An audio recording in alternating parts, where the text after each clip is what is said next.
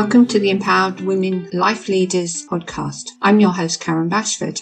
This podcast is for every woman who has ever felt limited by her past, silenced by trauma, or held back by society's expectations. Each week, we will share powerful stories, expert insights, and practical tools to help you become the leader of your own life. Today, I am speaking about a highly sensitive topic. And that is being unable to conceive a child.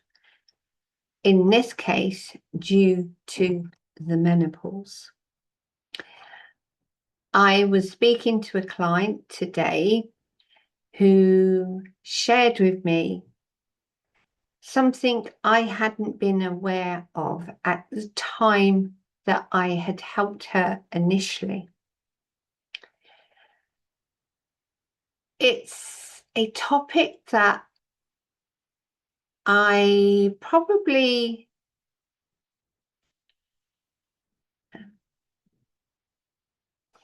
hello and welcome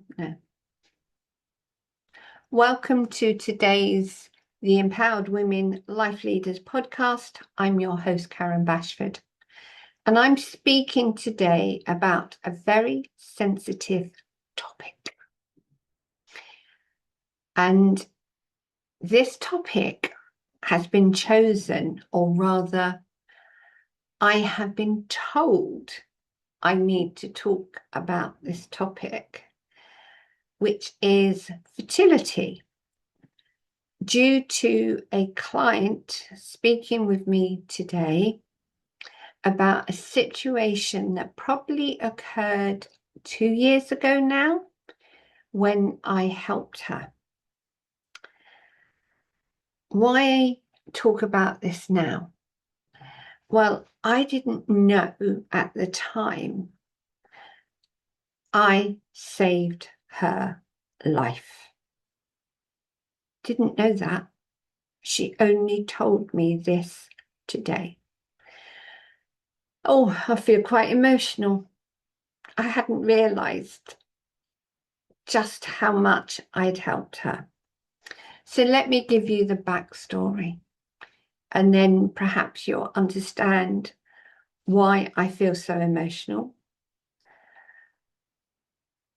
and why I am so grateful that I was able to support her through one of the darkest times of her life. I'm going to call her Sophie, simply for ease of reference. I have received her permission to talk about this openly because she feels that it is something that needs to be spoken about. Sophie was at the time desperately trying to conceive, and nothing was happening.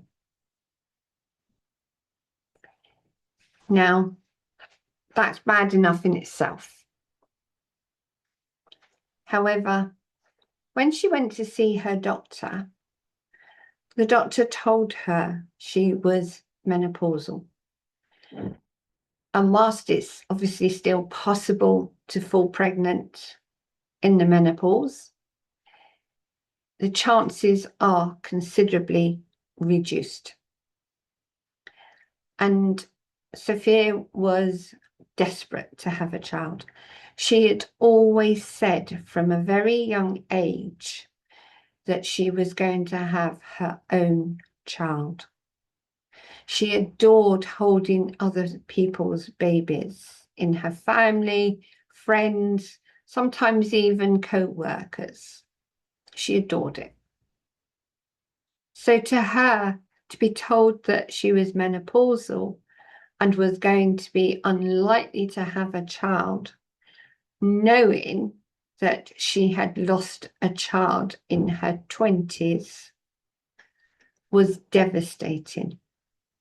So understandably, she was very stressed and possibly depressed.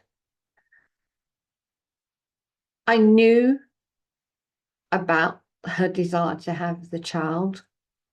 However, it wasn't until she reached out to me and arranged a call with me did I learn the full impact that news has had on her. At the time, she had chosen to go to see a hypnotherapist.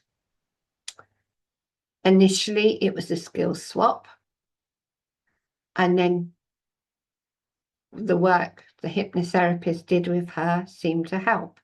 And she'd gone to her to reduce her stress levels because obviously they were going to be exceedingly high and her health was suffering due to the stress.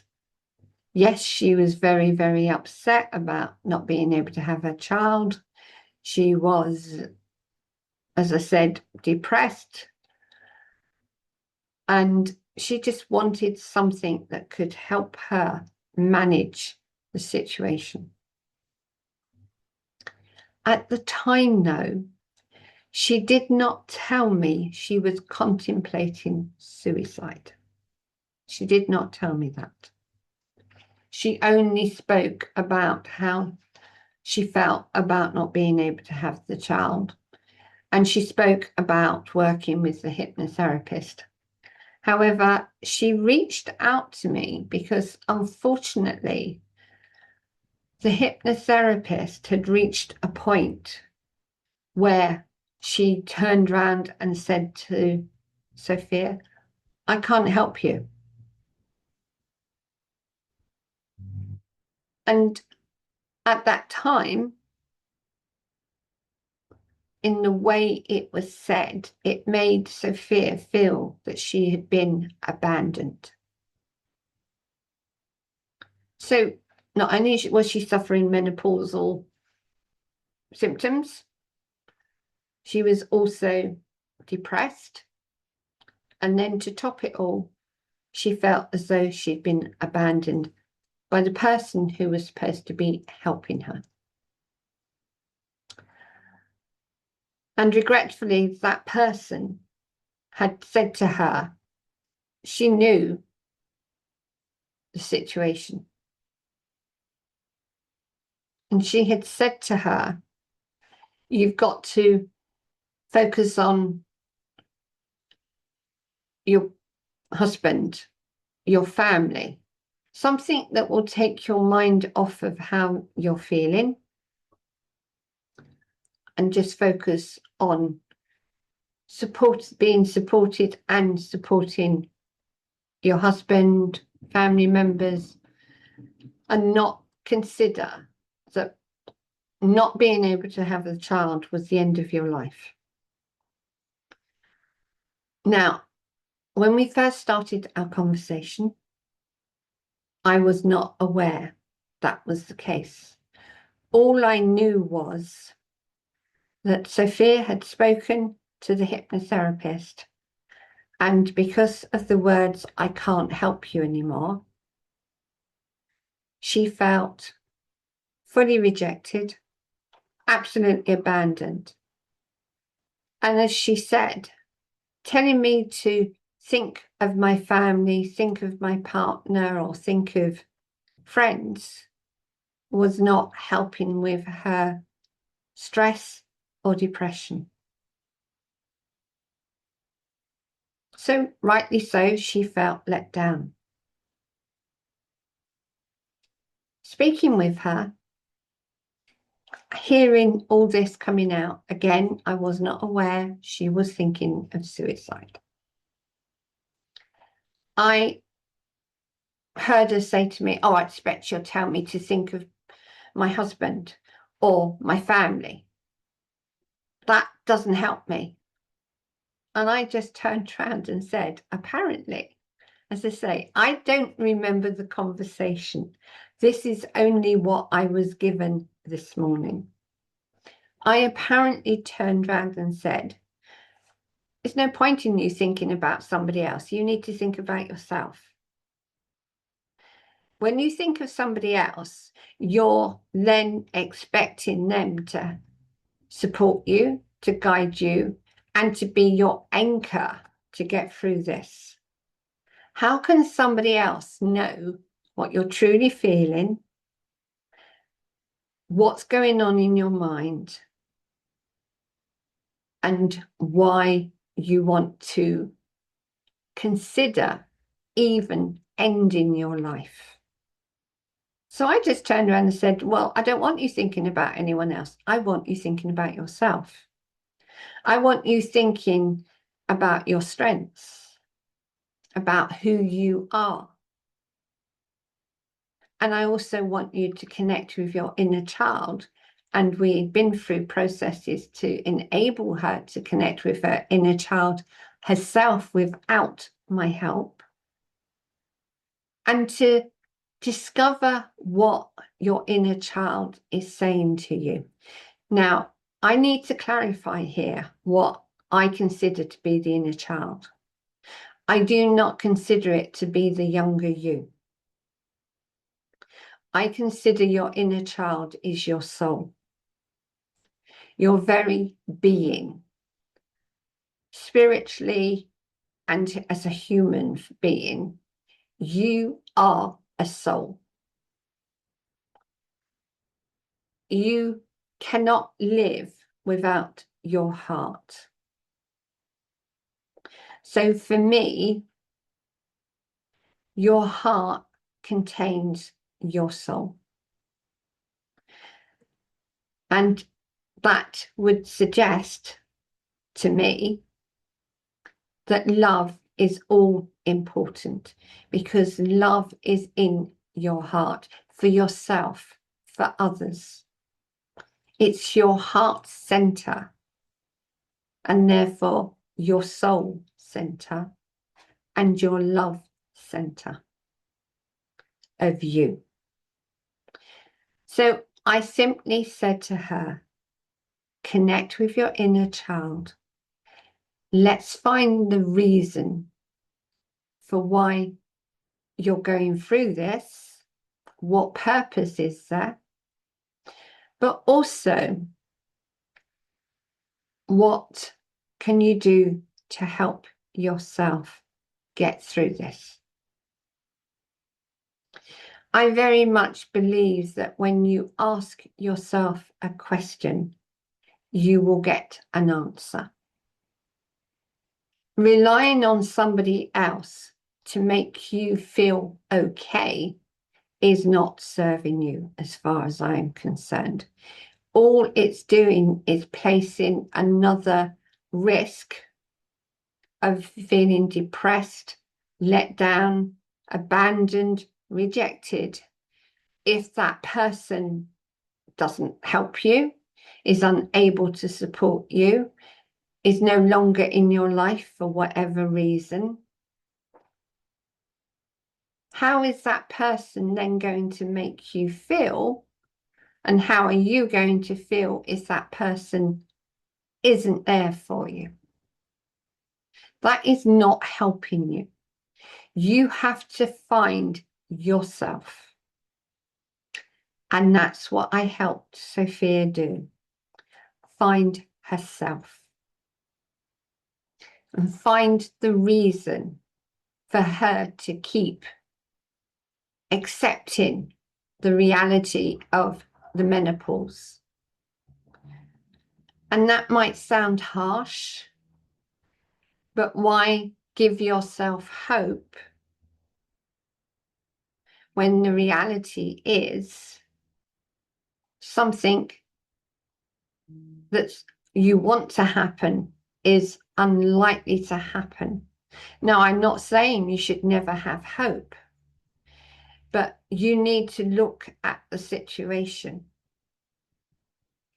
and decide whether realistically it was going to be possible or not. I did not want to build Sophia's hope up that she might get pregnant, knowing how her menopause was impacting her. And in knowing that,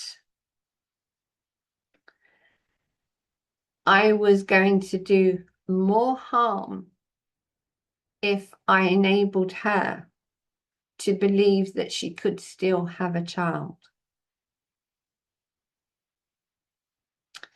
I did not want her going through the massive ups and downs of maybe I can have a child today, and then being disappointed because she wasn't pregnant. Therefore, in enabling her to connect back to herself, instead of thinking it's possible, instead of relying on somebody else, she was able to feel more positive. We looked at why things were as they were, why she was blaming herself, because in this situation, there is a lot of blame, as if it was her fault for not getting pregnant, as if she could have done something different. We cannot change what has happened. All we can do is focus on what we can improve. The menopause, once it starts, is unlikely to be reversed. We know that.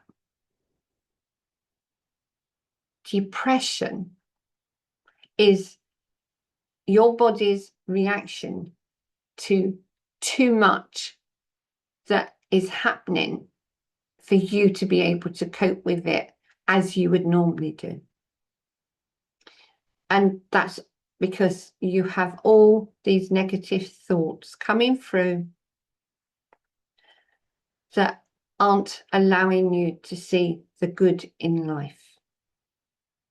So instead of focusing on not being able to have a child, we focused on how different her life could be if she was no longer worried and concerned about having that child she'd always wanted.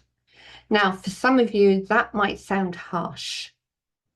And I'm the first to admit that I'm not necessarily the most gentle person to work with. But then, having been through what I've been through, I'd much rather face the reality than try and sugarcoat something that isn't going to change, isn't necessarily going to improve, but you can deal with it in a different way, which then makes you feel better, makes the situation flow easier, and help you get through it faster. And that's what I did with Sophie. I enabled her to accept the reality, but in a way that sat with her, not with what I thought. As I said earlier on, I did not realize at the time, she did not mention anything about feeling suicidal. She just kept saying, well, my life's over now. I'm not going to have a child. That's not exactly saying I'm going to commit suicide. That was just stating a fact. My life feels as though it's over because the one thing I really wanted, which was to have a child, is not going to happen. Devastating, yes, absolutely. Couldn't have been worse if she, than anything else she'd faced. It was certainly a horrendous time for her. And it was interesting to hear as we got to the end of the call how much her approach to her menopause, to the fact that she couldn't have or wouldn't have a child, had changed. She'd come back to being in herself rather than trying to find all kinds of excuses externally that she had no control over. The only person she has control over is herself. And when she told me today that she was at that time suicidal, and what the hypnotherapist had said to her and how she felt, she said, "You literally saved my life." Now, that's not something I've been told before, and I am deeply honoured with the fact that she was willing to share that with me now. But I have to give her credit for being willing to reach out to me, willing to listen to me, accept me for who I am and how I work. She knew in her own way that she needed me to not sugarcoat her situation and to have her face situation full on.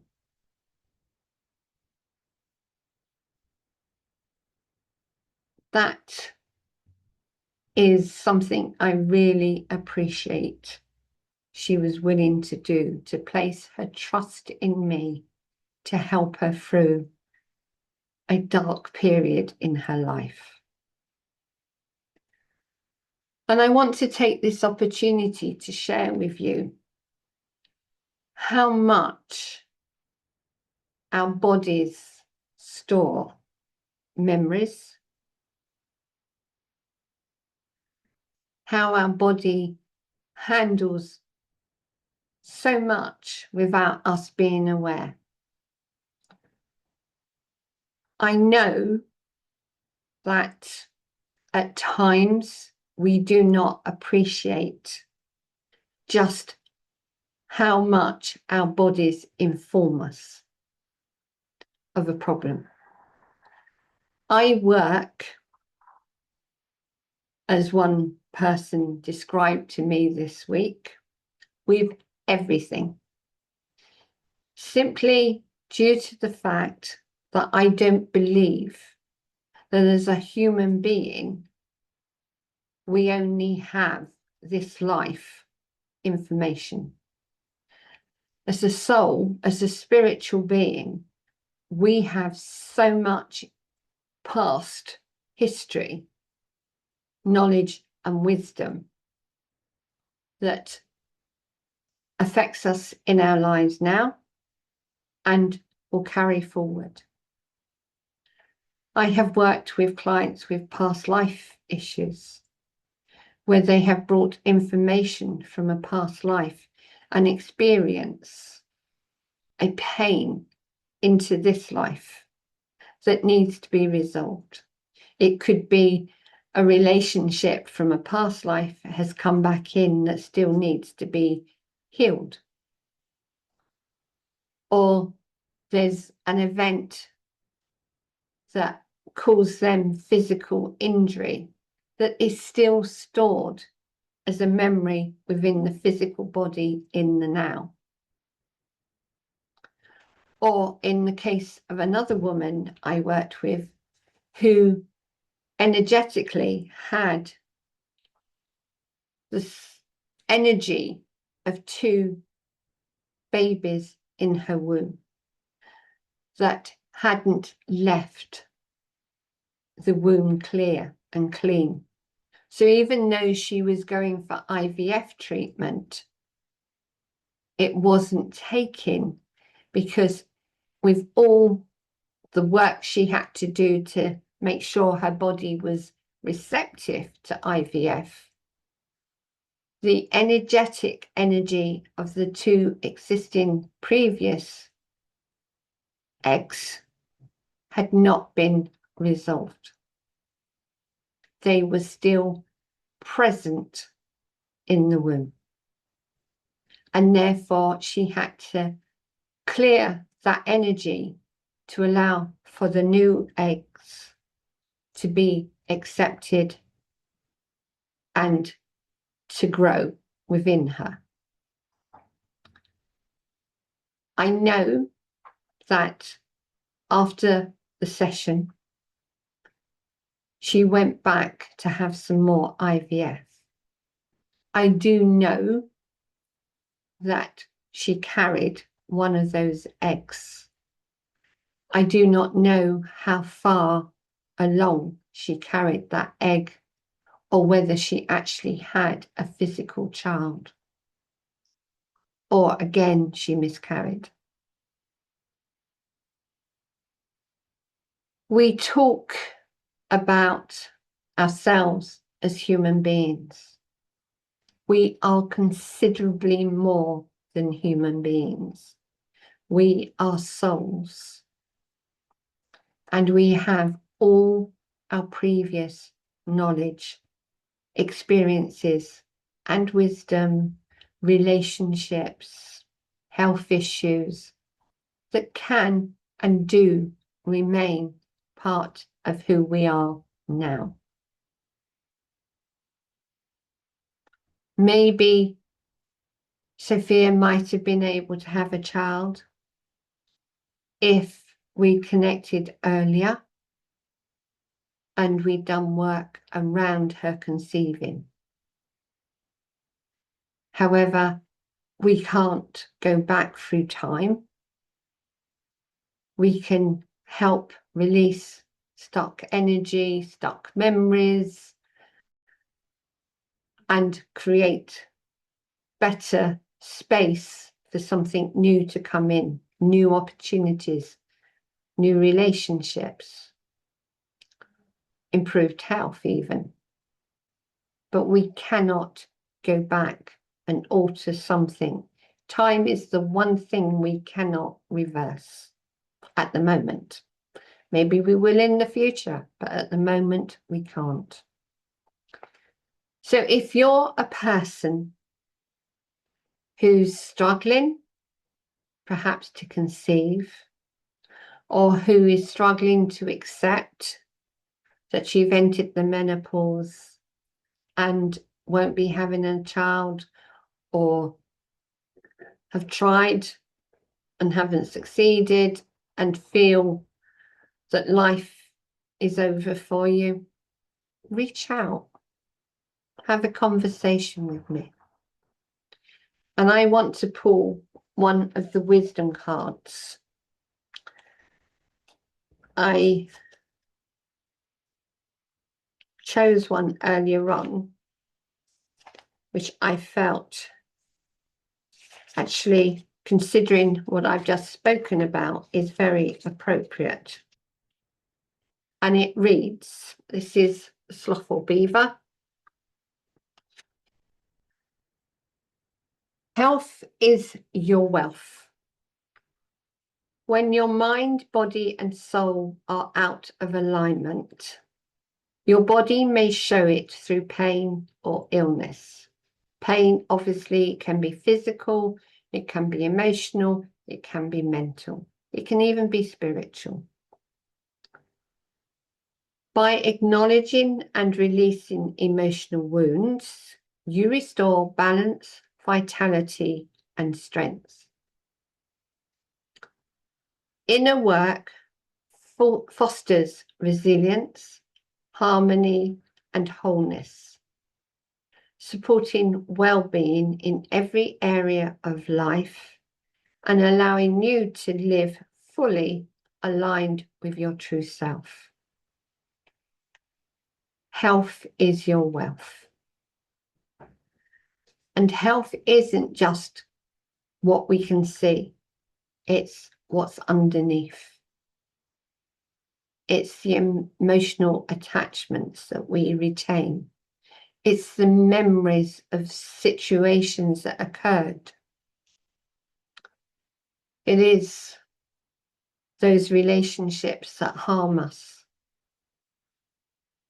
It's also the clearing of the energy that becomes stagnant within us or around us, that can prevent us from doing and achieving what we want. I trust this has been helpful. I do apologise to anyone who's listened to this and has been triggered by what I've shared. But understand, I'm not doing it to hurt. I am doing it because this is what I understand myself and the results I have achieved with my clients. Take care.